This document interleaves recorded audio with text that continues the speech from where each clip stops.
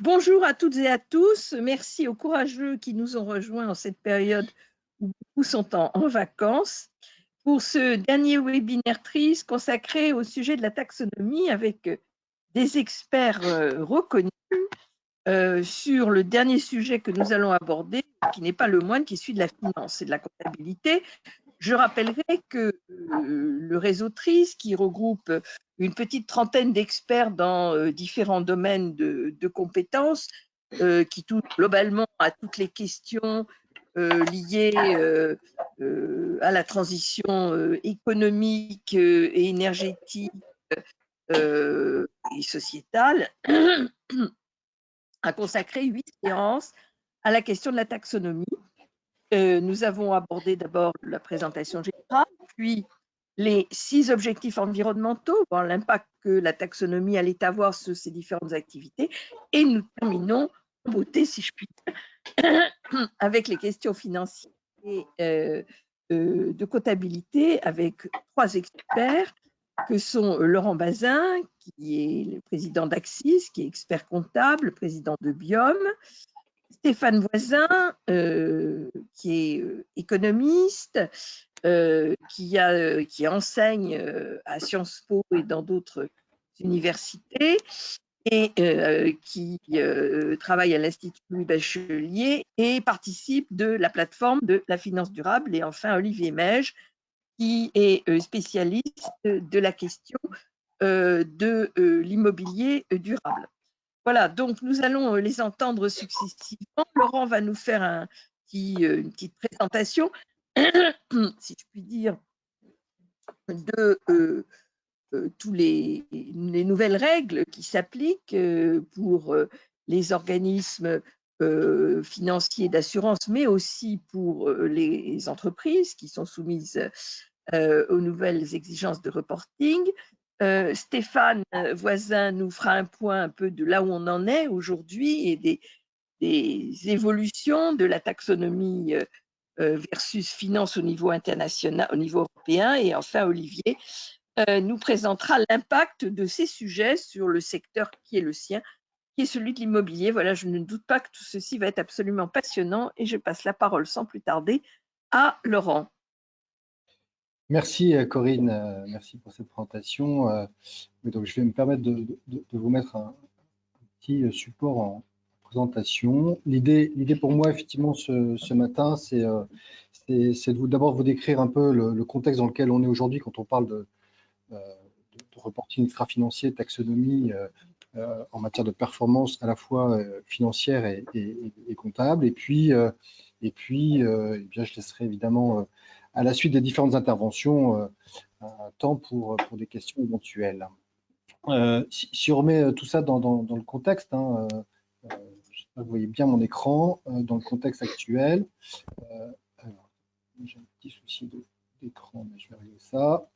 En fait, si on reprend grosso modo sur le plan français, hein, les principales évolutions, je n'ai cité que 4 ici, mais effectivement la loi NRE en matière de reporting extra-financier, puisque c'est la première à avoir instruit la publication annuelle d'informations financières, mais essentiellement pour les sociétés françaises cotées. Ensuite, on a eu les lois Grenelle incitatives, hein, qui effectivement s'adressaient plus là aussi sur les aspects des grandes entreprises de plus de 500 personnes, avec la mise en place de ce qu'on a appelé la vérification par un organisme tiers indépendant qui a commencé à venir nous titiller à ce moment-là. Et puis ensuite, en 2015, avec la loi de transition énergétique, eh bien l'apparition de l'intégration de critères ESG, donc environnemental, sociaux et de gouvernance, dans les opérations d'investissement. Et puis l'évolution a fait qu'en 2019, eh bien, avec la loi Pacte, on est venu consacrer dans les statuts et donc dans le code civil, eh bien la situation des entreprises à mission, et en allant encore un peu plus loin sur eh bien la transparence de ces indicateurs au niveau financier dans les entreprises. Si on revient sur la déclaration extra-financière, la déclaration de performance extra-financière, la DPEF, j'ai noté là quatre points importants. Donc là, on est en fait sur une transposition d'une directive européenne qui est apparue en 2017 en France. Donc c'était évidemment toujours dans la suite des différents Grenelles, mais avec une volonté, eh bien, c'est vraiment d'analyser les risques extra-financiers de l'entreprise et puis de fixer ses enjeux prioritaires et différents problèmes à résoudre. L'objectif là, c'était de commencer effectivement, dans cette déclaration de performance extra-financière, à indiquer un certain nombre d'éléments, à la fois le business model de l'entreprise qu'on doit décrire, les principaux risques socio-environnementaux, et comme je le précise ici, les politiques qu'on a mis en œuvre pour prévenir, identifier et gérer ces risques. Et puis, en matière de RSE, en matière de politique RSE, eh bien, les premiers indicateurs, ce qu'on appelle les KPI, les indicateurs clés de performance non financière. Sur cette base extra-financière, de déclaration de performance extra-financière, encore en 2017 et encore aujourd'hui, on s'adresse aux entreprises de plus de 500 salariés, avec soit 20 millions de base bilan ou 40 millions de chiffre d'affaires. Mais on s'adresse aussi aux entreprises non cotées pour, par contre, là, des chiffres d'affaires ou base bilan supérieurs à 100 millions d'euros. Mais on est toujours sur ce seuil de 500 salariés. On va voir après que ce seuil est en train d'évoluer fortement. Alors, on pourrait dire en première analyse ici que les PME, les ETI ne sont pas forcément concernés compte tenu des seuils par ces obligations. Or, on s'aperçoit de plus en plus dans la vraie vie, effectivement dans ce qui se passe au quotidien dans nos entreprises, et bien que à la fois dans les appels d'offres publics et privés, mais aussi dans ce qu'on appelle la notion d'achat responsable, et bien de plus en plus, on est amené à inscrire dans nos différentes communications bien, des indicateurs extra-financiers. Et on verra comment tout à l'heure, effectivement, pouvoir les déterminer assez posément. On a, je l'ai dit tout à l'heure, mis en œuvre ce qu'on appelle la vérification de ces indicateurs. Donc, ce n'est pas simplement des indicateurs que l'on déclare, mais on a aussi une vérification. Je précise ici que cette vérification repose sur ce qu'on appelle les OTI, les organismes tiers indépendants, qui font l'objet d'une accréditation auprès du COFRAC.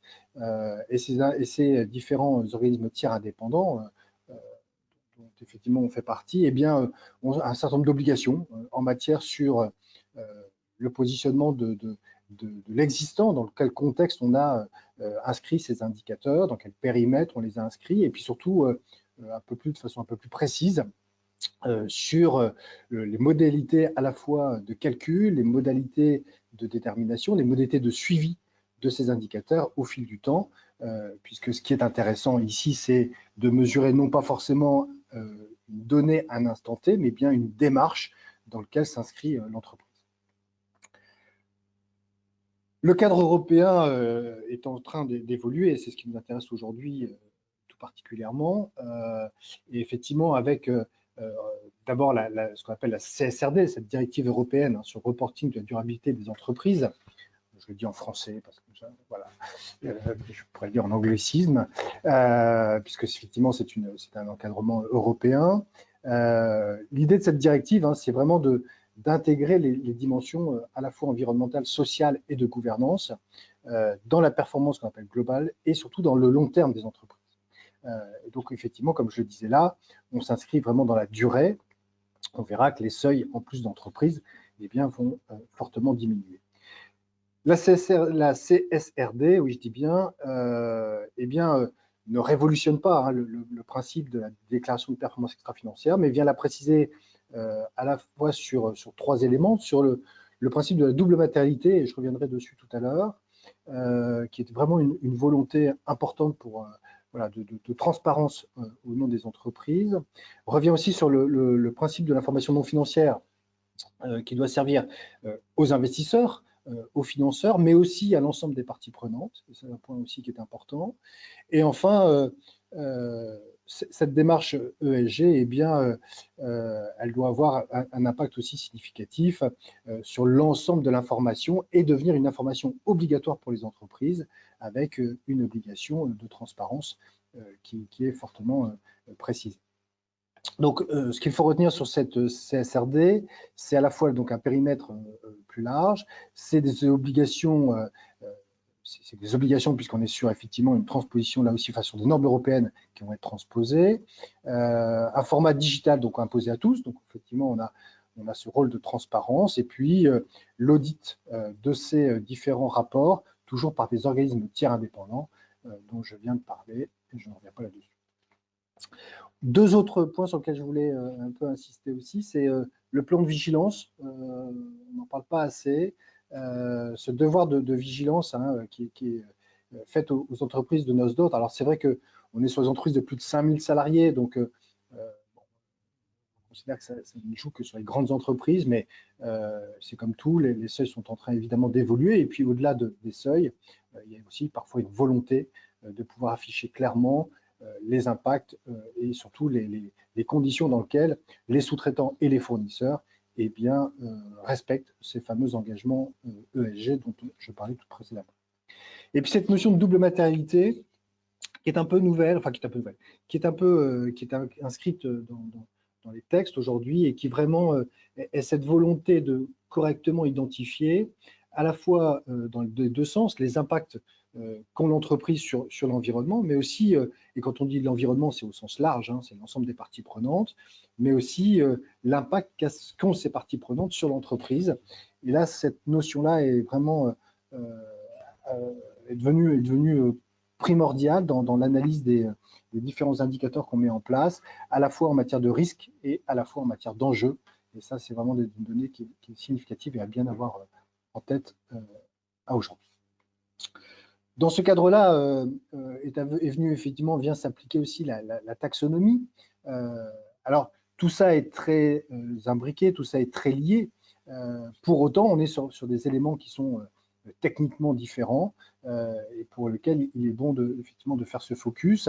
Alors, je ne vais pas revenir sur les grands critères de la taxonomie puisque voilà, ils ont été vus au cours des différents webinaires organisés par TRIZ, mais on rappelle très rapidement, d'abord effectivement, c'est un texte qui s'inscrit hein, bien sûr dans l'objectif de neutralité carbone en 2050, donc avec trois objectifs: de réorienter les flux de capitaux vers les investissements durables, intégrer systématiquement la durabilité dans la gestion des risques et enfin favoriser la transparence et le long terme. Et on est toujours sur cette notion de transparence et le long terme qui est vraiment primordiale, qui a été aussi en France hein, consacrée par l'entreprise à mission et la loi Pacte, hein, avec cette obligation eh bien, de transparence et de communication. Si on regarde sur la classification de la taxonomie, hein, on a les activités durables, donc on sait qu'on a aujourd'hui 6 objectifs, hein, dont les 2 premiers ont fait l'objet de transposition. On a pas d'actes délégués. On a 2 autres catégories, les activités habilitantes et les activités transitoires. Je ne rentre pas trop dans le détail, mais ce qui est intéressant ici, c'est bien sûr à chaque fois d'analyser le positionnement des activités de l'entreprise vis-à-vis de ces différentes normes, et puis de publier des informations sur la conduite et les résultats de cette analyse. C'est vraiment ces données-là qui aujourd'hui sont primordiales. L'évolution qu'on peut percevoir de ça, c'est quoi? On a un certain nombre d'activités qui sont éligibles. Aujourd'hui, plus d'une centaine d'activités qui ont été décrites par les actes délégués, hein, qui sont basées sur les émissions de gaz à effet de serre de scope 1 et 2.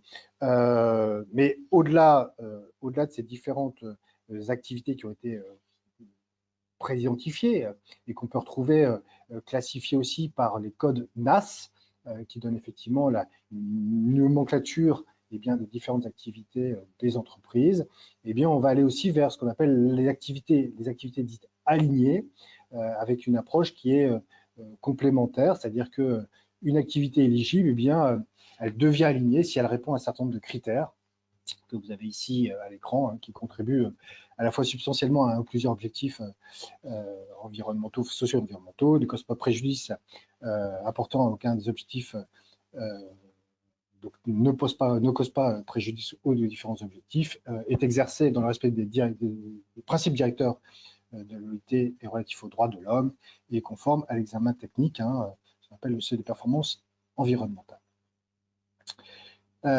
Qui est concerné par ces différents éléments?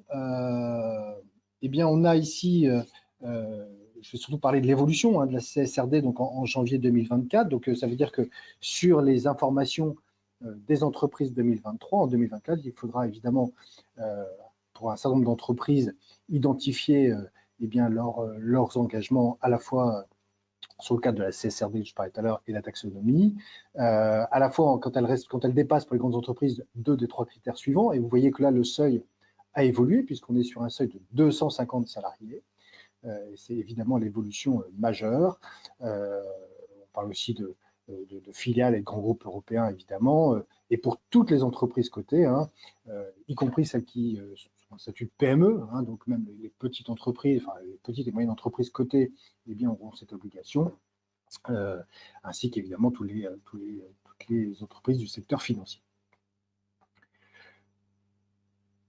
Je vais passer très vite sur les mesures de conformité. Ce qu'il faut bien comprendre, c'est que, je l'ai dit tout à l'heure, on est sur des opérations assez complexes qui nécessitent à la fois d'identifier donc les activités qui sont éligibles, j'en ai parlé tout à l'heure, aujourd'hui une centaine d'activités éligibles, et puis effectivement cette volonté d'aller encore un peu plus loin avec des contributions, des critères pour atteindre au moins les objectifs environnementaux, ce qu'on appelle les critères les contributions substantielles, l'absence de causalité à des préjudices, je vous en ai parlé, à la fois aussi le respect des garanties minimales et ce qui m'intéresse ici, puisqu'on est sur les aspects comptables et financiers, eh bien les KPI, donc en fait les indicateurs que l'on doit mettre en place pour respecter ces différentes normes.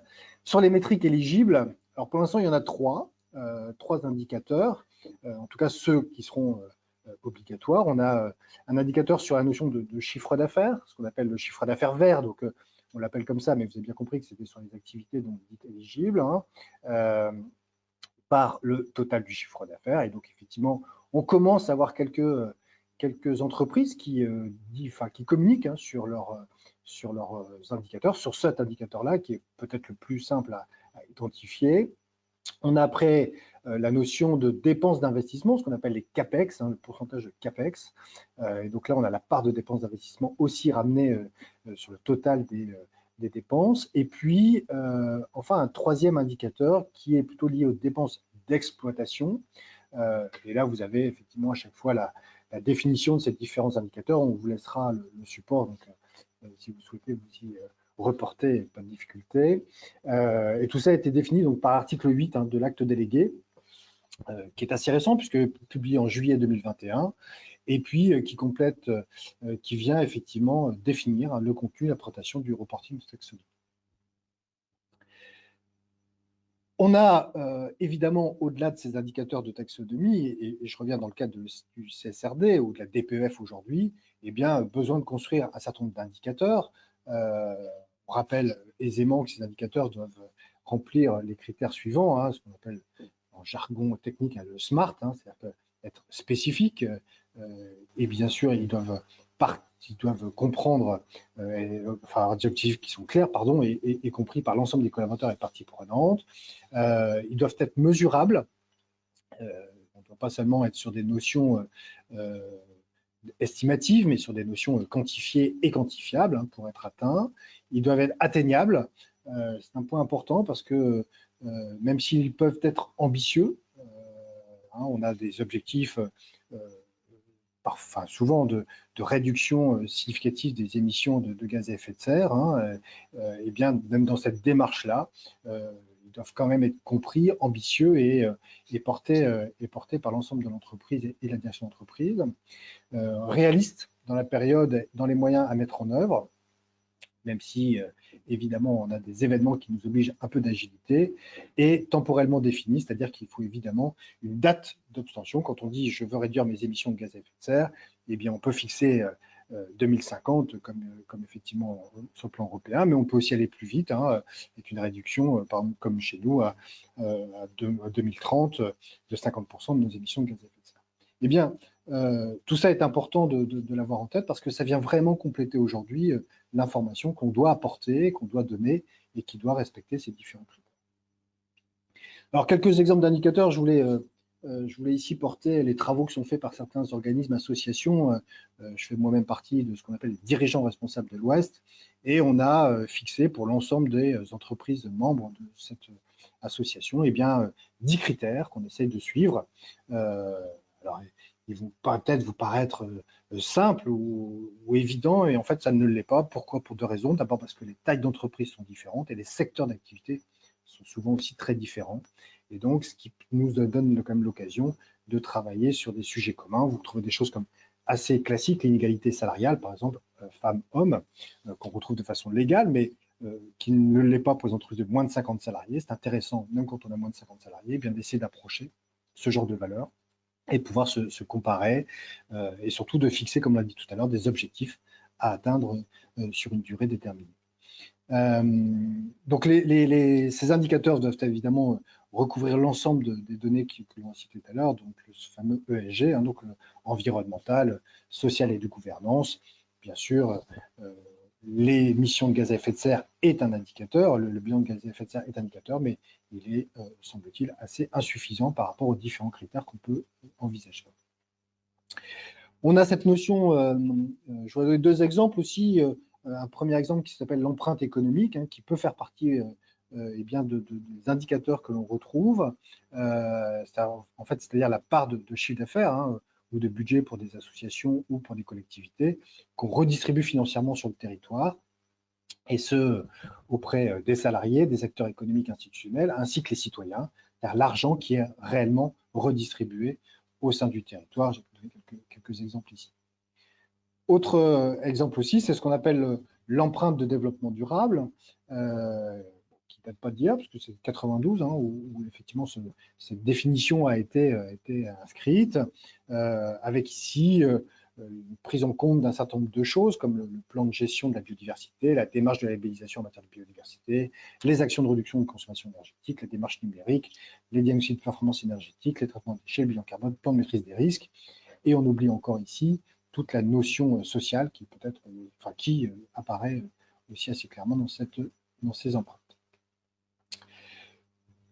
Deux derniers outils dont je voulais faire un peu donner un petit peu focus ce matin, c'est le bilan carbone, évidemment avec cette obligation qui recouvre à la fois les entreprises privées de plus de 500, et on retrouve les seuils de tout à l'heure, hein, plus de 500 salariés en France métropolitaine, 250 dans les DOM, dans les DROM comme les établissements publics de 250 agents et les collectivités de plus de 50 000 habitants. Donc là, c'est déjà une obligation, hein, ce bilan des gaz à effet de serre. On est bien sûr sur les productions référentielles de l'ADEME. Je ne rentre pas évidemment dans les détails, mais l'idée quand même, c'est de se sensibiliser à ça et de voir qu'aujourd'hui, partie importante des entreprises, même hors ces seuils obligatoires, eh bien, s'inscrivent à la fois dans une démarche bas carbone avec l'établissement de leur bilan carbone, hein, qui n'est pas un bilan financier, mais c'est aussi important pour nous de le mentionner comme tel dans les annexes et dans les rapports de gestion, voire dans le rapport de mission pour les entreprises de mission, et de pouvoir surtout se fixer à la fois des perspectives et des moyens bien d'atteindre les objectifs qu'on s'est fixés. Toujours avec cette volonté de dire à la fois je me fixe des objectifs sur une durée déterminée et je me donne aussi les moyens de le contrôler. Laurent, est-ce qu'on peut te demander de conclure? Oui, dernier focus, je conclus, c'était mon dernier, voilà, c'est la dernière chose. Dernière chose, c'est la comptabilité intégrée. Je voulais simplement ouvrir le champ de la réflexion sur cette notion-là, à la fois sur eh bien l'évolution que l'on a aujourd'hui sur ce qu'on appelle la comptabilité triple capital, hein, avec effectivement ces trois capitaux financiers, naturels, humains. Aujourd'hui, on est bien conscient qu'il n'y a pas de méthode unique et qui fait référentielle, et donc on est sur des méthodes qui viennent s'agréger eh bien, au fil des expériences de chacun. Voilà, j'en ai fini. C'est de respecter le timing qui m'était donné. Merci. Merci Laurent, c'était tout à fait passionnant. Je ne doute pas que nous allons rester dans l'intérêt extrême avec l'intervention maintenant de Stéphane Voisin.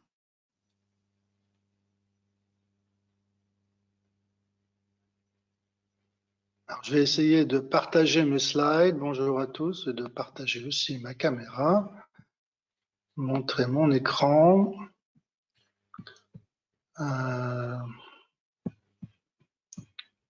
Est-ce que ça marche? Vous voyez mon écran ou pas?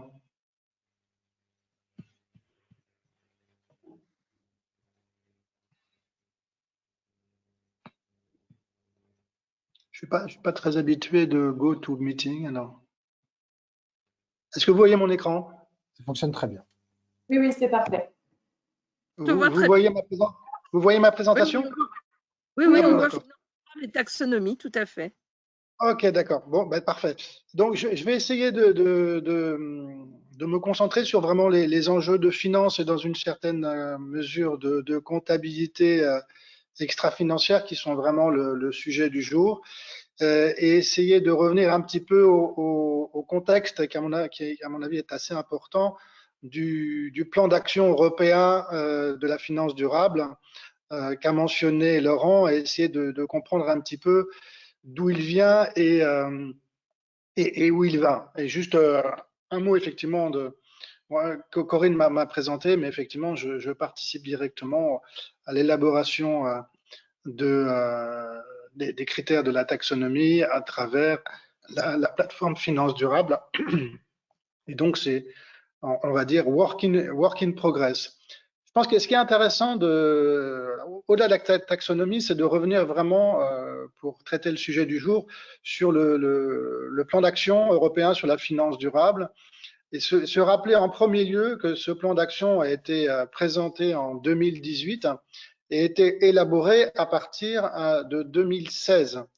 Alors vous allez me dire que c'est un petit peu loin, parce que en fait l'idée initiale était quand même de corriger les excès de la finance, et notamment après les deux crises financières qu'on avait vécues, à la fois en 2008, la crise des subprimes, et puis ensuite en 2010-2011, la crise des souverains.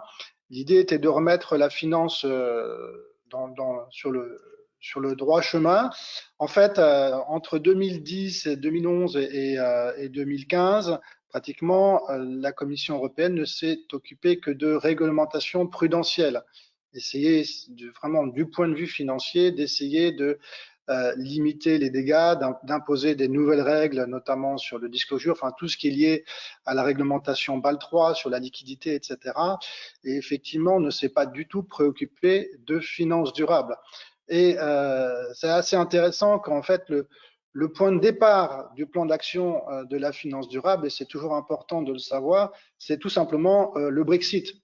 Et à partir du moment où il y a eu le référendum au UK, que ce référendum a été positif pour sortir de l'Europe, la Commission et l'Europe en général s'est sentie menacée et a tenté de réconcilier les citoyens européens avec l'Europe et avec on va dire, la dynamique réglementaire européenne. Et c'est à ce moment-là, et uniquement à ce moment-là, qu'on a commencé réellement à mettre en place la partie durable de la réglementation financière européenne, qui ne s'est pas uniquement préoccupée des aspects prudentiels, mais qui a essayé d'intégrer les aspects de durabilité. Voilà. Donc c'est important de l'expliquer. Je pense que ça explique aussi le retard à l'allumage par rapport aux crises précédentes. Ça a mis un certain temps, c'est entre 2016 et 2018. Le premier plan d'action pour la finance durable a été présenté exactement en mars 2018, et avec un certain nombre d'objectifs qui, en gros, tiennent, et c'est important de garder, notamment lorsqu'on va reparler de double matérialité, et Laurent avait raison d'insister sur ce point. Il y avait ce premier objectif de matérialité financière à travers la réglementation prudentielle, essayer de prévenir les crises suivantes, mais il y a l'idée d'avoir une contribution positive. Hein. Je peux même presque citer en 2018 les mots de Jean-Claude Juncker, qui disait que la finance, après avoir fait partie des problèmes, devait faire partie des solutions. Voilà, c'était clairement indiqué par le président de la Commission européenne à l'époque. Et déjà, on était dans ce principe de double matérialité on va essayer de faire partie des solutions, de faire que la finance fasse partie des solutions et de réconcilier les citoyens européens avec l'écosystème financier. Alors, un des premiers points, ça a été, et ça je reprends pour le coup les objectifs explicités par la Commission européenne dans la mise en œuvre de son plan d'action finance durable, c'était évidemment de faciliter l'alignement des transactions financières avec les accords de pris, notamment en 2015, il y a eu deux grands accords financiers. Il y a celui de l'accord de Paris que vous connaissez tous, donc le fameux article 2C de l'accord de Paris. C'est toujours important de dire que c'est quand même le deuxième article sur 29 dans l'accord de Paris. Et donc, c'est juste après les objectifs climatiques de degré 1, degré 5. C'est 2C, aligner l'ensemble des flux financiers sur ces objectifs. Donc ça, c'était donc en termes de priorisation, c'était extrêmement important. Et ça, en gros, donnait le là de l'ensemble de réglementation. Et évidemment, le plan d'action pour la finance durable a aussi pour idée de servir cet objectif-là. Et aussi, en même temps, il y a eu, vous savez, les accords d'Addis Abeba où on s'est mis d'accord juste un peu avant la COP 21 sur le financement des objectifs de développement durable. Donc ça, c'est l'idée très clairement que la finance doit contribuer positivement à l'alignement de ces flux financiers vers ces deux grands objectifs et de ce grand traité international. Monsieur, oui. Monsieur, excusez-moi, je crois que les slides ne bougent pas. Est-ce que vous avez commencé à les faire défiler ou pas? Oui, j'ai commencé à les faire défiler, oui. Oui, parce qu'elles n'apparaissent pas, on est toujours sur la première. C'est toujours le même. Ah bah écoutez, moi je suis déjà parti sur une deuxième, alors je ne sais pas comment faire. Je vais si ça vous reprenez la main peut-être? Tout à fait. Je vous laisse reprendre la main là.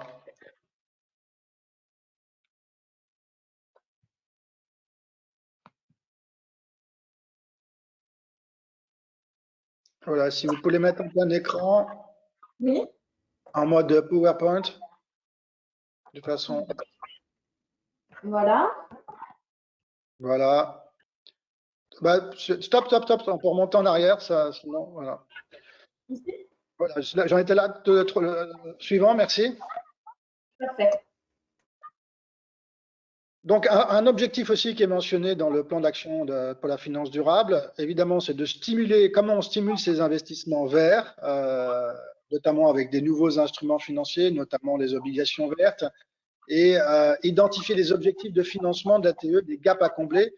Je dois dire que c'est un des rares objectifs qui n'a pas encore été atteint, puisque en fait, l'idée était de préciser les besoins de financement de la transition bas carbone, de la transition écologique, de prendre un petit peu le relais des think tanks qui avaient fait ce travail, notamment, je pense, au Climate Policy Initiative, un peu le travail de l'OCDE, le travail de la New Climate Economy, qui était assez, malheureusement, assez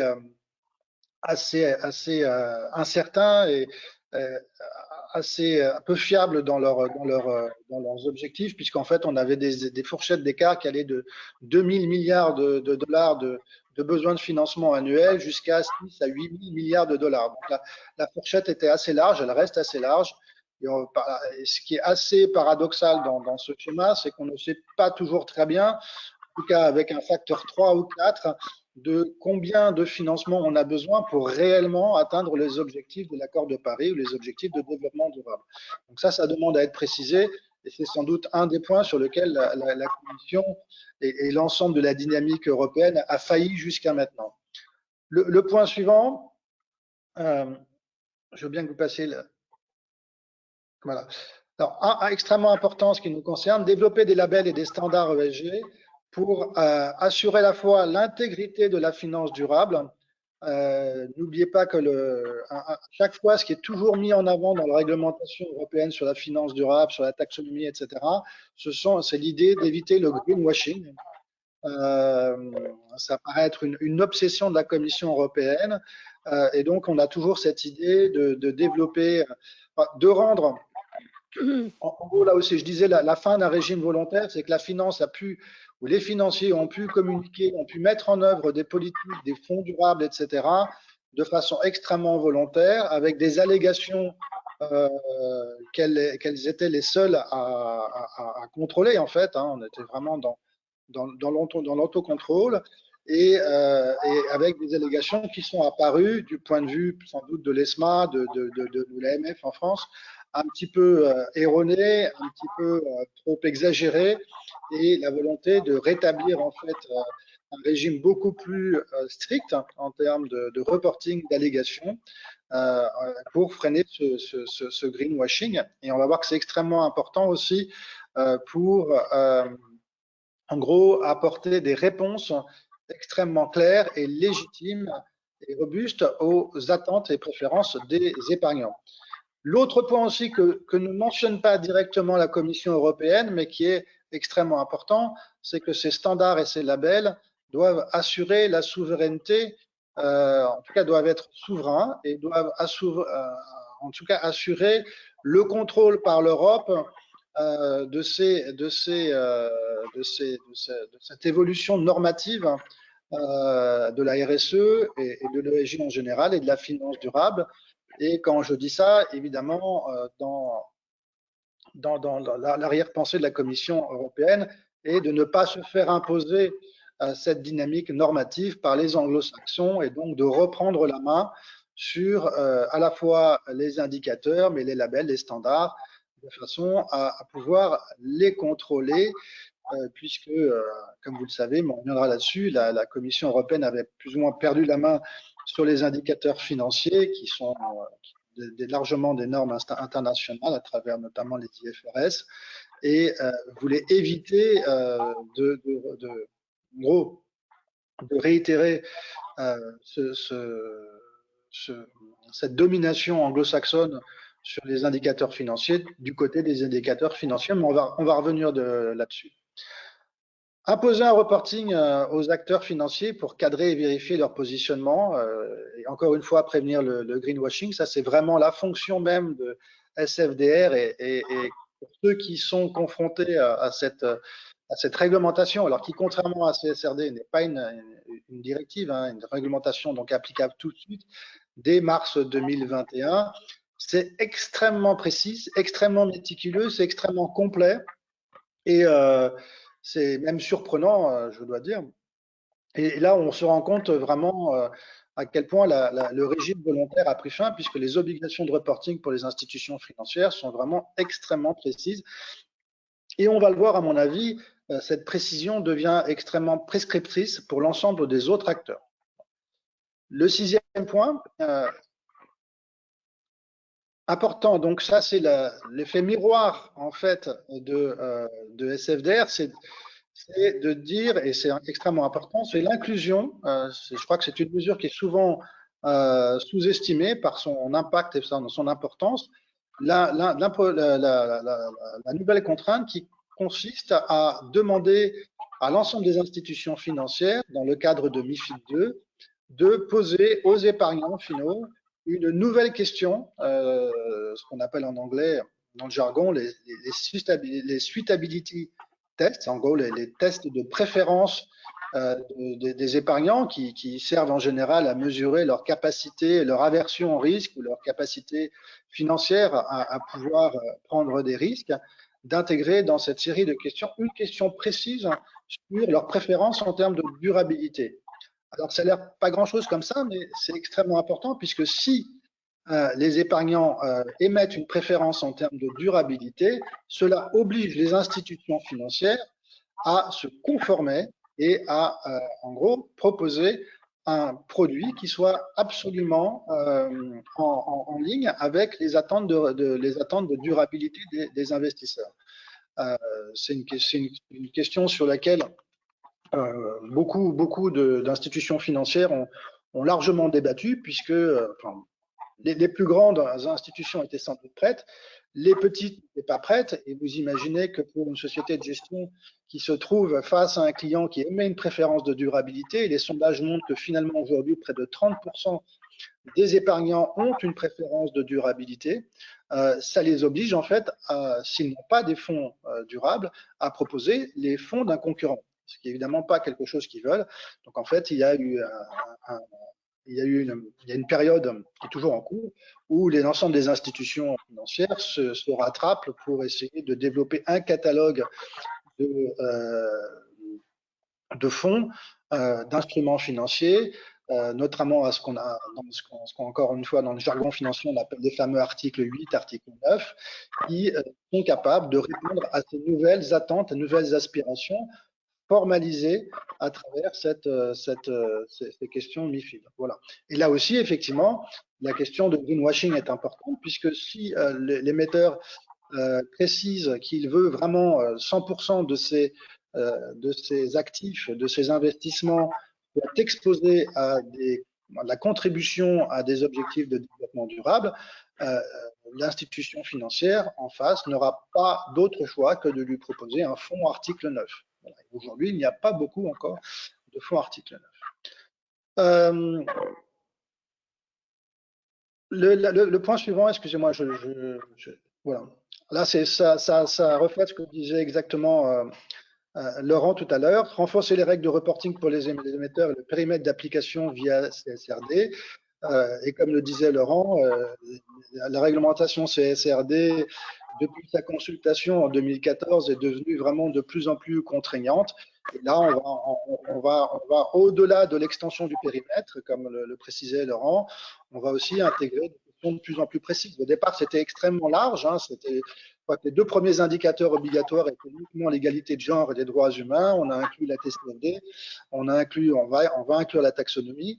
Et à travers notamment l'effet miroir de SFDR, on va inclure de plus en plus d'indicateurs et d'éléments extrêmement détaillés. Voilà, ça c'est important, toujours avec cette idée, ce principe que dans la chaîne de valeur de l'information, de façon pour que les investisseurs, pour que les financiers en général puissent prendre en compte des objectifs de développement durable, des critères, des indicateurs, il faut d'abord, en premier lieu, que les actifs dans lesquels ils investissent, les émetteurs, les porteurs de projets, eux-mêmes soient transparents sur ces indicateurs, et non seulement soient transparents, mais soient en capacité de les mesurer et de les piloter. Voilà. Donc, c'est la même chaîne de valeur qu'on retrouve aussi dans les obligations non contraignantes, on va dire, de type TCFD, qui deviennent peu à peu contraignantes à travers la réglementation, mais on fait porter le chapeau du reporting sur les émetteurs de façon à ce qu'ils puissent renseigner les financiers afin de prendre les bonnes décisions d'investissement. Le point 8, ça c'est important parce qu'on rentre aussi dans le caractère prescriptif du plan d'action européen pour la finance durable, c'est l'imposition, enfin c'est la contrainte des standards de bonne gouvernance. Pour qu'un fonds soit éligible à l'article 8 ou à l'article 9 dans le cas de SFDR, il doit démontrer qu'il atteint un certain nombre d'objectifs environnementaux et sociaux, mais aussi, et le mais aussi extrêmement important, que démontrer que chaque actif dans lequel il investit suit ou est conforme aux règles, aux standards de bonne gouvernance. Voilà. Et auquel cas, si le G n'est pas rempli, le E et le S sont pratiquement disqualifiés. Donc ça, c'est important. Et ça crée évidemment, en effet miroir, des normes de reporting, enfin des obligations de reporting pour les émetteurs qui sont importantes. Parce que si l'émetteur en face ne reporte pas, ou en tout cas ne présente pas un profil de gouvernance adéquat, il sera extrêmement compliqué pour les investisseurs, dans le cadre de leur fonds article 8 et article 9, d'investir dans cette entreprise, dans cet actif. Le point 9, pardon. Alors oui, c'est important, ça c'est effectivement de réguler les indices, les agences de notation qui étaient sous les radars de la réglementation. Ça c'est pas encore fait, mais alors c'est fait pour les indices. On a des indices benchmark maintenant.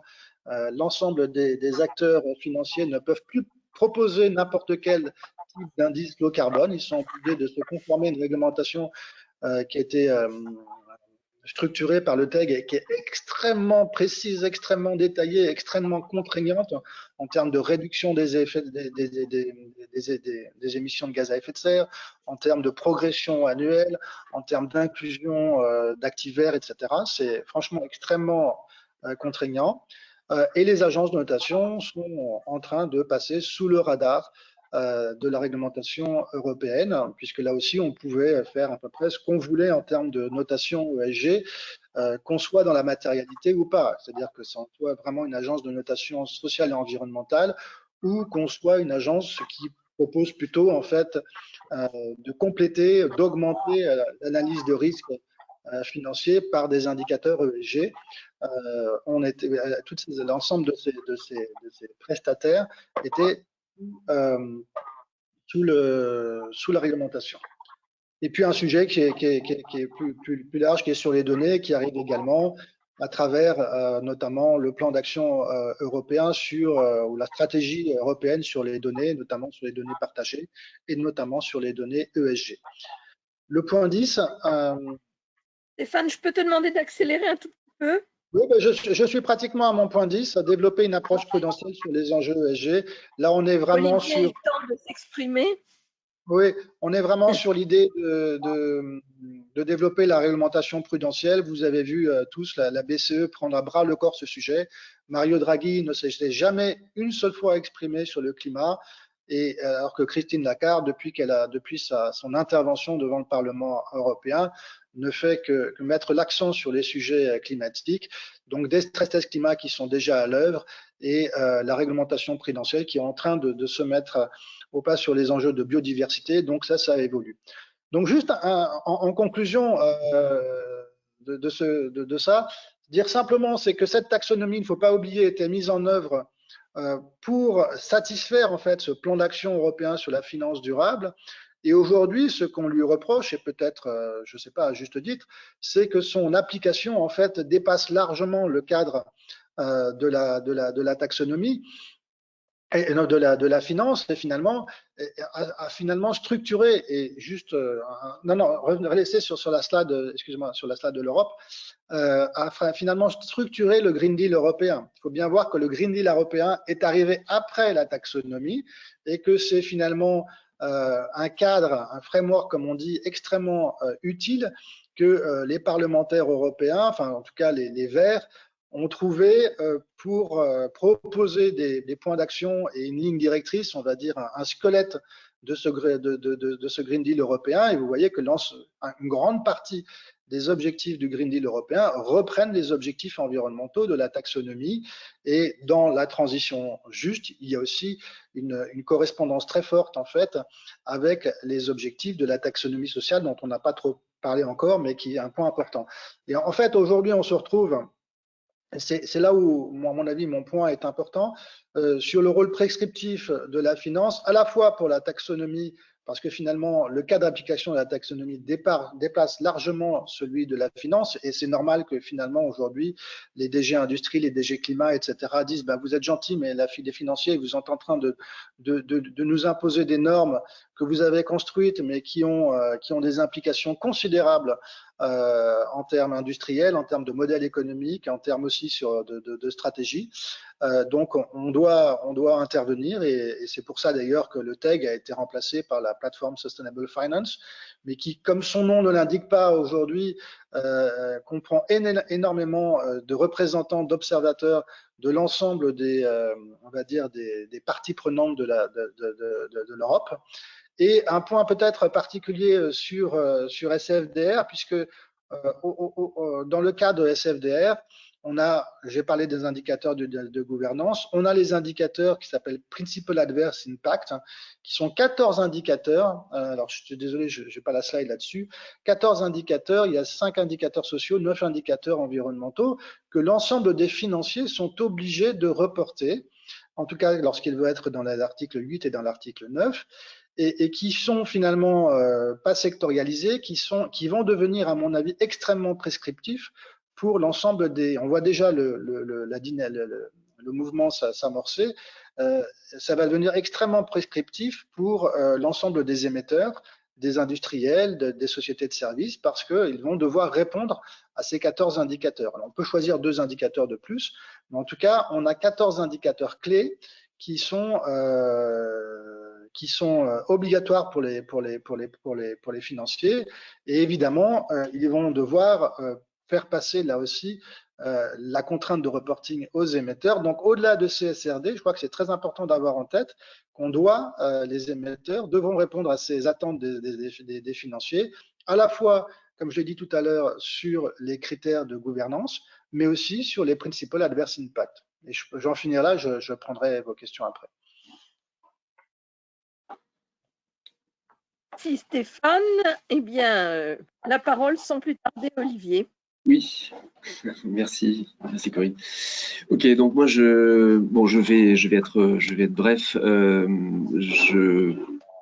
Ce que je vais résumer ici, c'est on va dire l'impact de la taxonomie de manière assez opérationnelle en fait sur le travail des investisseurs d'une part, des banquiers d'autre part, dans le domaine immobilier. Là, je parle de l'immobilier direct. Donc, je ne vais pas parler des foncières. Donc, je vais distinguer simplement donc le côté dette d'abord, puis equity après, enfin equity donc côté actif après. Et vous allez voir que dans les deux cas, en fait, on a pour mettre en œuvre donc pour faire évoluer l'immobilier vers cette transition, on est confronté dans les deux cas à des problèmes qui sont liés à des questions de valorisation. Donc du côté dette, tout d'abord, aujourd'hui, de ce que j'en sais, pratiquement la majorité des banques ont des systèmes de colorisation de leur bilan qui sont faits maison encore, c'est-à-dire que les banques vont définir la quantité des encours qui financent des actifs bruns jusqu'aux actifs verts avec donc une classification interne. Donc la taxonomie européenne va certainement permettre de clarifier de standardiser ces clarifications, ces classifications et les harmoniser. Les banques aujourd'hui font l'objet d'une pression bien sûr extrêmement forte de la part du régulateur pour démontrer aussi les trajectoires de verdissement de leurs actifs, et notamment en lien avec l'objectif de risque climatique. Et donc, par exemple, aujourd'hui, la Banque centrale envoie aux banques des questionnaires qui sont assez fournis, avec, je crois, pas loin de 80 questions, et notamment dans les questions, on demande aux banquiers en fait d'évaluer l'impact sur la valeur de leur gage, par exemple d'une montée des eaux de 2 mètres. Voilà. Et ce qui pose donc de gros problèmes parce qu'ils ne savent pas trop comment faire ça. Donc aujourd'hui, ils sont face à ces demandes de la part du régulateur et ils sont, on va dire, en situation de se gratter la tête pour savoir comment y répondre. Et les banques, et donc par rapport à ces questions, les banquiers constatent qu'ils n'ont pas vraiment de moyens objectifs aujourd'hui pour quantifier les impacts des événements climatiques, par exemple, sur la valeur. Et il y a bien entendu des experts immobiliers qui vont se prononcer sur les questions, mais ils le font de manière très intuitive, non quantifiée et sans méthodologie véritablement claire. Autre également, donc en dehors de la colorisation des bilans, les banques aujourd'hui commencent à réfléchir aussi à conditionner des refinancements. Donc là, on parle d'un actif qui a été financé et qui va être refinancé. Qui donc réfléchissent à la façon de conditionner les refinancements à des travaux d'amélioration qui vont permettre justement d'aligner les actifs avec la taxonomie. Donc ça, c'est du côté dette. Du côté equity ou du côté, on va dire, investisseur, donc les investisseurs pendant plusieurs années, donc j'ai entendu Stéphane qui parlait de reporting, donc des investisseurs ont fait, on va dire, essentiellement du reporting pendant plusieurs années, dès que la question environnementale est devenue centrale. Plus récemment, donc avec la taxonomie notamment, ils ont été contraints de se donner des objectifs, on va dire, ambitieux en termes ESG, Notamment, on parle beaucoup en immobilier de net zéro. Net zéro, ça veut dire réduction à zéro finalement des émissions de gaz à effet de serre net à l'horizon 2050.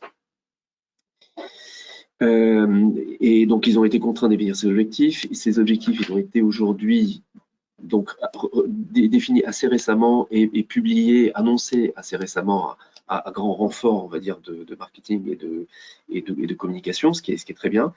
Le problème, c'est qu'ils ont été définis, on va dire, de manière assez top-down, c'est-à-dire au niveau des sociétés de gestion, sans forcément réfléchir à la façon dont ça serait décliné au niveau des actifs individuels. Et donc, c'est là que se trouvent aujourd'hui pratiquement tous les gestionnaires de fonds immobiliers directs. C'est qui sont, donc, que ce soit des fonds institutionnels ou des fonds qui font appel à l'épargne publique comme les SCPI ou PCI. Ils sont aujourd'hui en situation de devoir décliner ces objectifs, donc très top-down, au niveau de chacun des actifs. Et donc, à partir de ce moment-là, il est question de faire éventuellement des travaux et dès qu'on engage des sous, se pose la question de la rentabilité. Voilà. Et or, aujourd'hui, donc les investisseurs sont en difficulté quand il s'agit d'évaluer la rentabilité de ces investissements, puisque ces investissements sont rarement justifiables en fait par des économies d'énergie associées. Les économies d'énergie sont relativement marginales. Et donc la solution au problème, semble-t-il, est moins du côté du compte de résultat ou du compte de cash flow que du bilan et donc de la valorisation de ces investissements, puisque on peut très bien considérer que à partir du moment où un actif est aligné avec la taxonomie, permet d'atteindre, enfin est sur la trajectoire qui permet d'atteindre les objectifs ESG, on peut très bien supposer que sa pérennité s'en trouve améliorée. Si sa pérennité s'en trouve améliorée, les cash flows eux-mêmes sont plus pérennes et donc on devrait pouvoir utiliser des taux d'actualisation qui sont plus bas. Le problème aujourd'hui, c'est que ce raisonnement, en fait, ce lien en fait entre la situation, on va dire ESG, ou les caractéristiques de développement durable d'un actif et sa valorisation sont encore pas complètement établies, et que la valorisation elle-même, en immobilier au moins, a un côté qui est très circulaire. C'est-à-dire que la valeur d'aujourd'hui est définie par les prix d'hier, et si les prix d'hier ne reflètent pas les considérations ESG, il n'y a aucune raison que la valorisation aujourd'hui le fasse. Et si la valorisation aujourd'hui, à son tour, n'intègre pas les facteurs ESG, bien évidemment, les prix de demain ne l'intègreront pas non plus. Et donc, on se retrouve dans une situation qui est complètement circulaire. Et donc là aussi, du côté investisseur, on se trouve finalement confronté à un problème de valorisation et d'intégration des facteurs de développement durable dans ces valeurs. Et donc, alors pour finir, donc nous aujourd'hui, donc on a commencé à travailler avec un groupe d'experts, donc au niveau français et également au niveau international, de façon à définir, créer, mettre au point de nouveaux processus de valorisation qu'on appellerait par parallélisme avec ce qui a été signé tout à l'heure, donc avec le reporting intégré, on l'appellerait la valorisation intégrée. Et donc c'est une valorisation dans laquelle justement on montre clairement l'articulation entre les caractéristiques, on va dire ESG d'un actif et l'impact que ça peut avoir sur sa valorisation. Donc donc il y a cette initiative d'une part, et puis d'autre part, il y a aussi, on est en train de mettre au point de nouveaux outils de valorisation qui sont en cours d'adoption à la fois chez les investisseurs et chez les experts, et qui sont précisément basés sur la valeur durable, qui est en fait une valeur fondamentale, donc similaire à ce qu'on peut trouver aujourd'hui sur le marché action, et qui est basée sur les préférences de durabilité du marché cette fois. Voilà, et donc en utilisant, en travaillant à la fois du côté expertise, donc valorisation intégrée, et d'autre part du côté investisseur, avec la mise au point de cette valeur durable, on pense que, notamment pour les investisseurs de long terme, on devrait arriver justement à sortir de la circularité que j'ai décrite tout à l'heure, et assez rapidement aller vers une prise en compte des facteurs de développement durable dans la valeur, et à partir de ce moment-là, se retrouve en situation d'avoir un marché, un système de prix qui va récompenser justement les investissements dans le développement durable. Voilà, Corinne, je vous rends la parole pour des questions éventuelles. Merci beaucoup, Olivier, pour ces compléments fort intéressants. Alors, Margot, il est 13h, mais on a peut-être le temps de prendre une question, s'il y en a une. Oui, il y en a une. Selon vous, est-ce que les labels et standards ESG suffiront à mettre un terme au greenwashing? Vous pouvez répéter, on n'a pas très bien entendu. Selon vous, est-ce que les labels et standards ESG suffiront à mettre un terme au greenwashing? Alors, je ne sais pas qui veut répondre, Laurent, Stéphane ou Olivier, ou les trois, en guise de conclusion. Moi, je veux bien apporter un élément de réponse. Je pense que les labels existent depuis déjà pas mal de temps. Les certifications aussi. Moi, enfin, du point de vue, encore une fois, du point de vue immobilier, je pense que tant qu'on ne fait pas évoluer les pratiques de valorisation, on va pas avoir on va pas avoir une prise en compte fondamentale des aspects ESG dans la prise de décision. Comment dire, mais je pense que c'est tout à fait important qu'il existe des certifications, des standards, parce que effectivement les financiers sont aussi sensibles aux aspects réputation, et donc il faut pouvoir jouer là-dessus également. Mais je pense que c'est pas suffisant. Messieurs Bazin et Voisin, avez-vous la même position? Moi, si je devais continuer, je dirais simplement que pour moi aujourd'hui, il est important effectivement qu'on ait des standards, même si il y a quand même aujourd'hui une désaffection pour la notion de label, puisque on voit bien que les normes sont de plus en plus restrictives. On a aussi ce qui va aller dans le sens d'une diminution du greenwashing, ou en tout cas qui peut aller dans ce sens-là, c'est de dire on a de plus en plus quand même des périmètres qui sont ceux des organismes tiers indépendants, qui sont quand même là pour vérifier vérifier la réalité des indicateurs qui sont affichés.